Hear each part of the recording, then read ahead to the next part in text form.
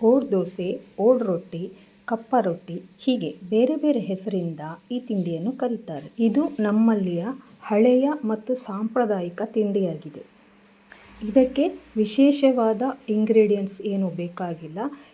ಕೆಲವು ವಸ್ತುಗಳನ್ನು ಸೇರಿಸಿ ಮಾಡ್ಬೋದು. ಮತ್ತೆ ತಡ ಬನ್ನಿ ಈ ಓಡ್ ದೋಸೆ ಹೇಗೆ ಮಾಡೋದು ಅಂತ ನೋಡ್ಕೊಂಡು ಬರುವ. ಹಾಯ್ ಫ್ರೆಂಡ್ಸ್, ನಾನು ಗೀತಾ, ಮಂಗಳೂರು ಮಲ್ಲಿಗೆಗೆ ಸ್ವಾಗತ. ಮೊದಲಿಗೆ ಇಲ್ಲಿ ನಾನು ಬೆಳ್ತಿಗೆ ಅಕ್ಕಿ ತಗೊಂಡಿದ್ದೇನೆ. ಇದು ರಾತ್ರಿ ಪೂರ್ತಿ ನೆನೆಸಿಟ್ಟಂಥದ್ದು. ಇದರ ಜೊತೆಗೆ ಸ್ವಲ್ಪ ತೆಂಗಿನ ತುರಿಗೆ ಇಷ್ಟೇ ಹಾಕಬೇಕು ಅಂತ ಏನಿಲ್ಲ, ನಿಮ್ಮ ಇಷ್ಟದ ಪ್ರಕಾರ ಹಾಕ್ಬೋದು. ಜಾಸ್ತಿ ಹಾಕಿದ್ದಷ್ಟು ಅದರ ಟೇಸ್ಟ್ ಜಾಸ್ತಿ.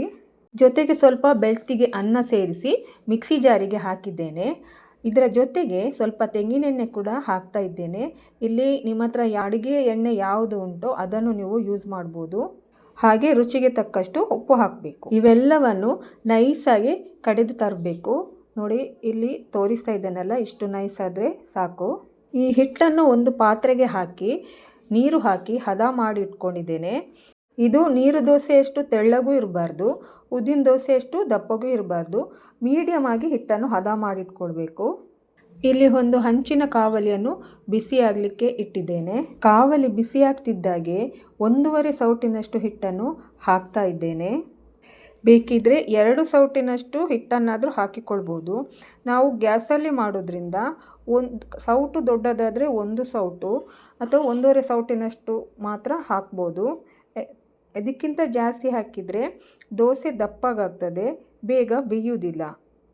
ಸಾಮಾನ್ಯವಾಗಿ ಈ ದೋಸೆಯನ್ನು ಒಲೆಯಲ್ಲಿಯೇ ಮಾಡ್ತಾರೆ. ಒಲೆಯಲ್ಲಿ ಎಷ್ಟು ದಪ್ಪ ಬೇಕಾದರೂ ಮಾಡ್ಬೋದು. ಅದು ಚೆನ್ನಾಗಿ ಕಣ್ಣು ಬಿದ್ದು ಗೂಡಿನ ಥರ ಆಗ್ತದೆ. ಈಗ ಇಲ್ಲಿ ನೋಡಿ, ಇದು ಪೂರ್ತಿ ಕಣ್ಣು ಬಿದ್ದಿದೆ. ಈಗ ನಾವು ಮುಚ್ಚಳ ಮುಚ್ಚಿ ಒಂದು 2 ನಿಮಿಷ ಅದನ್ನು ಬೇಯಿಸಬೇಕು. ಈಗ 2 ನಿಮಿಷ ಆಗಿದೆ. ಇದು ಚೆನ್ನಾಗಿ ಬೆಂದರೆ ಇದರ ಸೈಡಲ್ಲೆಲ್ಲ ಎದ್ದು ಬರ್ತದೆ.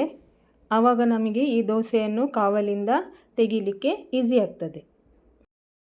ಈಗ ನೋಡಿ, ದೋಸೆ ಚೆನ್ನಾಗಿ ಏಳ್ತಾ ಉಂಟು. ಇದರ ಸುತ್ತಲೂ ಮತ್ತು ನಡುವಲ್ಲಿ ಚೆನ್ನಾಗಿ ಕಾದರೆ ದೋಸೆ ನೀಟಾಗಿ ಎದ್ದು ಬರ್ತದೆ. ನೋಡಿ, ಇದರ ಕಣ್ಣು ಕೂಡ ಎಷ್ಟು ಚೆನ್ನಾಗಿ ಬಿದ್ದಿದೆ. ಈಗ ಇನ್ನೊಂದು ದೋಸೆ ಹೊಯ್ದು ತೋರಿಸ್ತಾ ಇದ್ದೇನೆ. ಇಲ್ಲಿ ಇನ್ನೊಂದು ಏನಂದರೆ, ಕಾವಲಿ ಚೆನ್ನಾಗಿ ಬಿಸಿ ಆದಮೇಲೆ ಹಿಟ್ಟನ್ನು ಹಾಕಬೇಕು. ಹಾಗೆ ಪೂರ್ತಿ ಕಣ್ಣು ಬಿದ್ದ ಮೇಲೇ ನಾವು ಇದಕ್ಕೆ ಮುಚ್ಚಳ ಮುಚ್ಚಬೇಕು. ಹಿಟ್ಟು ಹೊಯ್ದ ತಕ್ಷಣವೇ ಮುಚ್ಚಳ ಮುಚ್ಚಿದರೆ ಅದು ಸರಿಯಾಗಿ ಬೇಯುವುದಿಲ್ಲ, ಕಣ್ಣು ಬೀಳುವುದಿಲ್ಲ, ನಡುವಲ್ಲಿ ಹಿಟ್ಟು ಹಸಿಯಾಗಿಯೇ ಇರ್ತದೆ. ಈಗ ಇಲ್ಲಿ ನೋಡಿ, ದೋಸೆ ಮೇಲೆ ಎಷ್ಟು ಚಂದ ಕಣ್ಣು ಬಿದ್ದಿದೆ ಅಂತ. ಹಾಗೆ ದೋಸೆ ಕೂಡ ಒಳ್ಳೆ ಕಾದಿದೆ, ಕಾವಲಿಂದ ನೀಟಾಗಿ ಎದ್ದು ಬರ್ತಾ ಉಂಟು. ನೋಡಿ, ದೋಸೆ ಎಷ್ಟು ಚಂದ ಕಾಣ್ತದಲ್ವಾ, ಕಣ್ಣು ಬಿದ್ದು. ಹಾಗೆ ಇದನ್ನಿಲ್ಲಿ ನಾನು ತುಂಡು ಮಾಡಿ ತೋರಿಸ್ತಾ ಇದ್ದೇನೆ. ನೋಡಿ, ಇದು ತುಂಡು ಮಾಡಿದಾಗ ಅದರ ಒಳಗೆ ನೋಡಿ ಗೂಡಿನ ಥರ ಕಾಣಿಸ್ತದೆ. ಈ ಜೇನುಗೂಡು ಯಾವ ರೀತಿ ಇರ್ತದೆ ನೋಡಿ, ಅದೇ ರೀತಿಯಲ್ಲಿ ಇದು ಬರ್ತದೆ. ಇದು ದಪ್ಪ ಮಾಡಿದಷ್ಟು ಆ ಗೂಡು ಚೆನ್ನಾಗಿ ಇರ್ತದೆ. ಇದಕ್ಕೆ ಕಡಲೆ, ಅಲಸಂಡೆ ಬೀಜ ಗಸಿ, ಮೊಳಕೆ ಬರಿಸಿದ ಹೆಸರು ಮತ್ತು ಹುರುಳಿ ಗಸಿ ತುಂಬ ಒಳ್ಳೆಯ ಕಾಂಬಿನೇಷನ್. ನೋಡಿದ್ರಲ್ಲ ಫ್ರೆಂಡ್ಸ್, ಮಂಗಳೂರಿನ ಒಂದು ಸಾಂಪ್ರದಾಯಿಕ ತಿಂಡಿ. ಈ ರೆಸಿಪಿ ಇಷ್ಟ ಆದಲ್ಲಿ ಒಂದು ಲೈಕ್, ಶೇರ್ ಮಾಡಿ. ಹಾಗೆ ಸಬ್ಸ್ಕ್ರೈಬ್ ಮಾಡೋದನ್ನು ಮರಿಬೇಡಿ. ಮತ್ತೊಂದು ಹೊಸ ರೆಸಿಪಿಯೊಂದಿಗೆ ನಿಮ್ಮ ಮುಂದೆ ಬರ್ತೇನೆ. ಅಲ್ಲಿವರೆಗೆ ಟೇಕ್ ಕೇರ್, ಬಾಯ್.